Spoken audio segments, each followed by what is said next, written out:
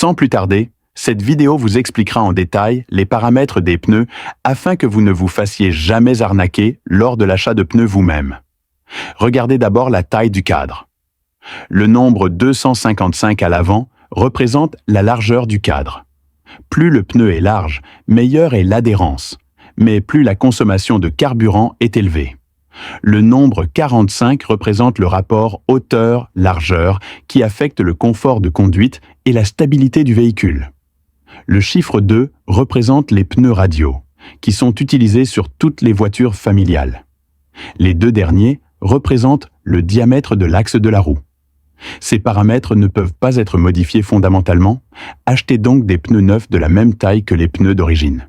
Le numéro 100, un W au dos, représente l'indicateur de charge. L'indice de charge du nouveau pneu peut être supérieur à celui d'origine, mais pas inférieur. Si l'indice de charge est trop faible et la force de charge insuffisante, il existe un risque d'explosion du pneu. Le W à la fin représente le niveau de vitesse. Plus la lettre est tardive, plus le niveau de vitesse est élevé. Tant que la voiture familiale peut atteindre le niveau S ou supérieur, tout ira bien, et la vitesse de pointe correspondante peut atteindre 180 km/h. La deuxième chose à surveiller est le triple marqueur T du cadre. Le mur commercial représente la résistance du cadre à la corrosion. Plus le nombre est élevé, plus la résistance à la corrosion est grande, mais en même temps, le bruit sera également plus important. À l'inverse, plus la résistance à la corrosion est faible, plus le bruit est faible. On ne peut pas avoir le beurre et l'argent du beurre. La valeur de résistance à l'usure d'une voiture familiale varie généralement entre 280 et 400. La traction représente l'adhérence et la force de traction du pneu, qui est divisée en 4 niveaux, du plus élevé au plus bas, A, B, C.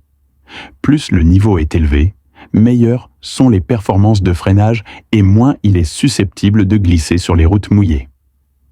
Mais de nos jours, la plupart des pneus sont de catégorie supérieure à A. La catégorie de température représente la résistance du pneu aux températures élevées, qui est divisée en 3 niveaux, A, B et C. Plus le niveau est élevé, moins le pneu risque d'éclater lors du freinage ou de la conduite à grande vitesse. Le niveau A est le plus élevé.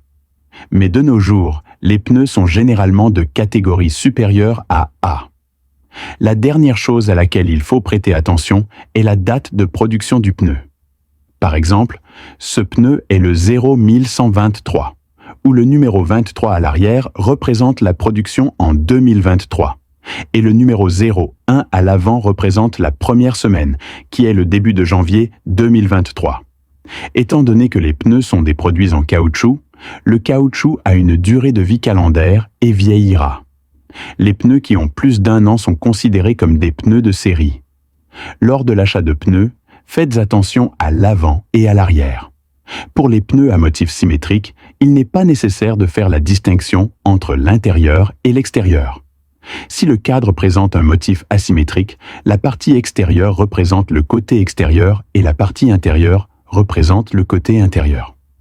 L'installer à l'envers affectera l'adhérence et le drainage du pneu. Si vous achetez selon les critères ci-dessus, il n'y aura aucun problème de sécurité tant que vous n'achetez pas de pneus reconditionnés. Merci d'avoir regardé avec Automobile.